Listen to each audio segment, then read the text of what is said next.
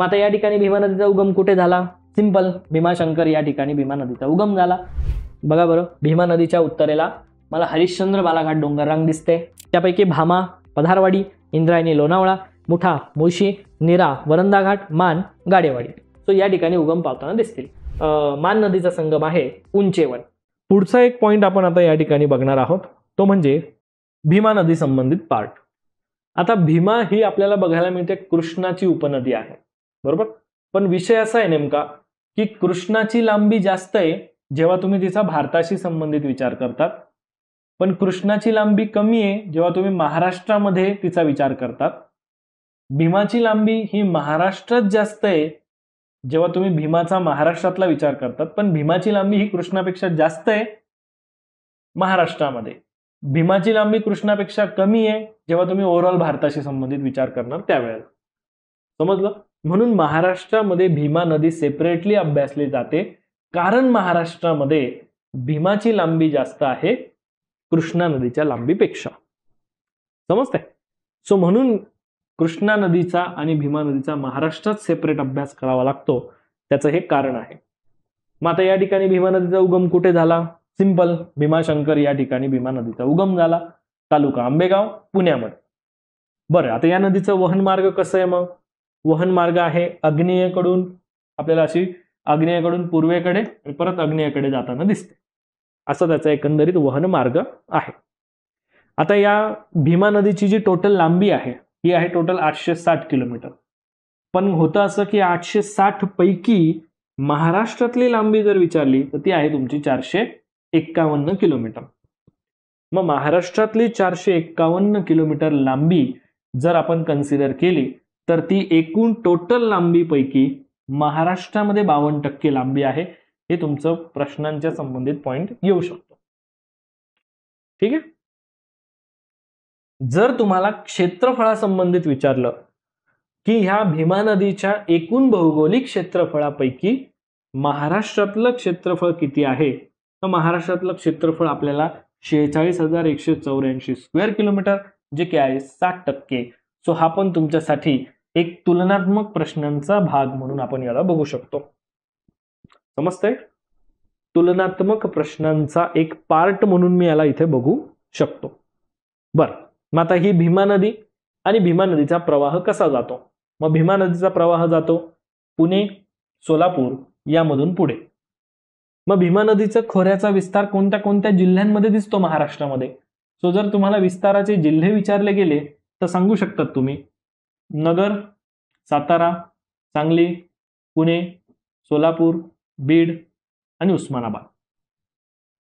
So ह्या जिल्ह्यांमध्ये तुम्हाला पूर्णपणे भीमा नदीच्या खोऱ्याचा विस्तार बघायला मिळू शकतो, म्हणजे विस्तार त्यामध्ये आहेच.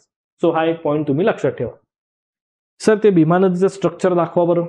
बघा, भीमा नदीचं स्ट्रक्चर ज्यावेळेस आपण बघतो, मॅप बेसिसवर आढावा ज्यावेळेस बघतो, या गोष्टी जेव्हा आपण व्हिज्युअलाइज करून बघतो, सेम थिंग. आता यामध्ये बघा, भीमा नदीच्या उत्तरेला मला हरिश्चंद्र बालाघाट डोंगररांग दिसते आहे का? बघा बरं, भीमा नदीच्या उत्तरेला मला हरिश्चंद्र बालाघाट डोंगररांग दिसते. भीमा नदीच्या दक्षिणेला मला शंभू महादेव डोंगररांग दिसते आहे. सर बरोबर आहे, दिसते सर ही रांग. म्हणजे भीमा नदीमुळे हरिश्चंद्र बालाघाट आणि शंभू महादेव डोंगररांग विलग झालेलं आहे असंही म्हणता येऊ शकतं. भीमा नदीमुळे, किंवा आपण असं म्हणू शकतो की हरिश्चंद्र बालाघाट आणि शंभू महादेवच्या मध्ये भीमा नदीचं खोरं आहे असंही म्हटलं तरी चालेल.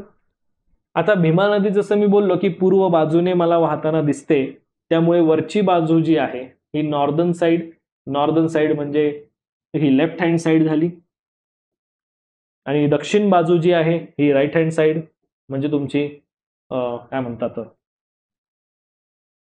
साऊथ बाजू जी आहे ही तुमची राईट हँड साइड झाली, बरोबर की?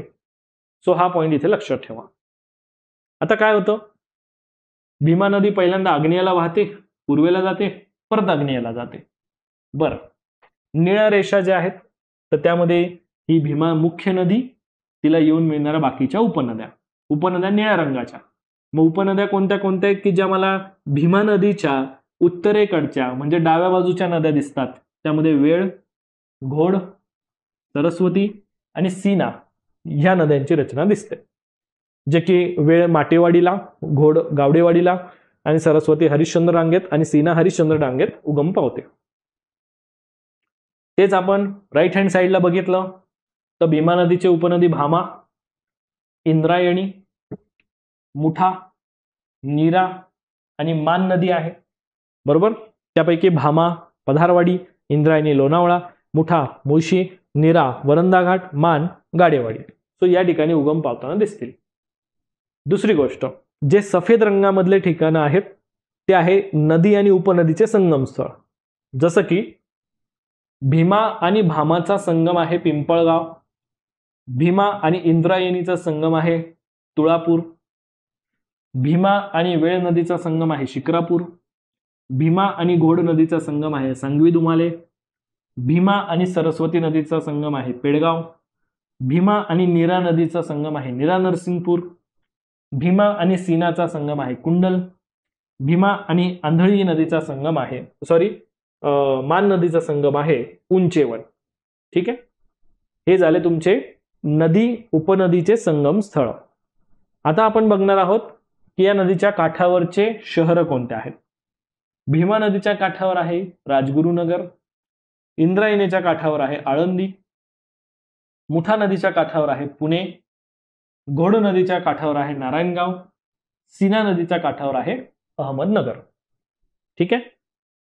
आता आपण बघणार की ह्या नदीचे संबंधित असलेले जे जलसिंचन घटक आहे, जलसिंचन प्रकल्प आहेत, डॅम्स आहेत, ते कोणते. भीमा नदीवरचा डॅम आहे चासकमान डॅम आणि उजनी डॅम. ठीक आहे. त्याच्यानंतर इंद्रायणी नदीवर जर डॅम बघितला तर एक वळवण डॅम आहे, भुशी डॅम आहे आणि बोकरवाडी डॅम आहे. मुठा नदीवर बघितलं तर तुम्हाला टेमघर डॅम आहे, खडकवासला डॅम आहे. घोड नदीवर जर बघितलं तर डिंभे डॅम आहे. मान नदीवर बघितलं तर आंधळी डॅम आहे. सो हे तुमचे डॅम रिलेटेड पण घटक, संगम स्थळांचे पण घटक, काठावरच्या शहरांचे पण घटक, असे ओव्हरऑल पॉइंट मी या ठिकाणी या एका मॅपमध्ये तुम्हाला बसवून दिलेले आहेत की ज्या बेसिसवर तुम्हाला भीमा नदीशी संबंधित असे काही जे प्रश्न येतील त्यात तुम्ही चुकणार नाहीत याची मला खात्री आहे, अशी मी अपेक्षा व्यक्त करतो. Am I right all of you. तुम्ही या अशा गोष्टींवर चुकणार नाहीत अशी अपेक्षा व्यक्त करतो. बरोबर आहे का एव्हरीवन. ठीक आहे. जरा ह्या अशा गोष्टींकडे पण तुम्ही लक्ष देत चला. ठीक आहे.